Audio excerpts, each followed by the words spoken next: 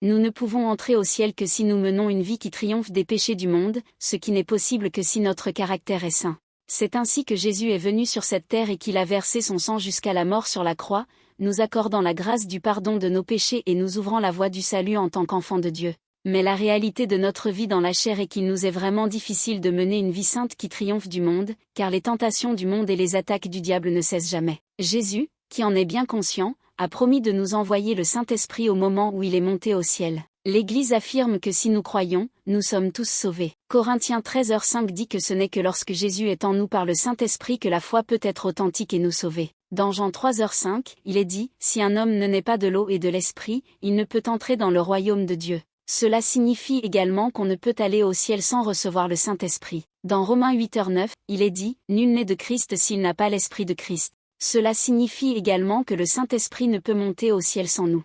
Le Saint-Esprit vient dans mon corps, qui n'a été purifié qu'après une repentance profonde, et réveille mon esprit qui était mort, ce qui signifie la renaissance. Cela signifie également que mon esprit rencontre et connaît Dieu, qui est l'Esprit en moi. En d'autres termes, il est impossible de recevoir le Saint-Esprit sans une repentance sincère et par l'intermédiaire de Jésus, qui a été crucifié et a versé son sang. Tout comme une personne qui vient de naître sait que le Saint-Esprit est en elle, tout comme nous savons que nous avons des pièces de monnaie et des billets de train dans nos poches, nous le ressentons et le savons clairement dans nos pensées, dans notre esprit, dans notre âme et dans notre corps. Le christianisme repose sur la Bible, mais la foi vécue est essentielle pour mener une vie de foi. Si nous renaissons, je dois toujours sentir le feu ardent du Saint-Esprit dans mon cœur. Et je dois aussi sentir mon esprit danser de joie, et l'admiration monter du bas de mon ventre. Se rinasiamo, quando faxiamo qualcosacce non piace a Dio, Ello Spirito Santo dev colpirsi forte nel cuor, anche noi dobbiamo provar dolor palpitazioni nel cuor. Se Ello Spirito Santo non vive questa esperienza di partecipazione, dobbiamo chiedersi se non sia forse un figlio illegittimo.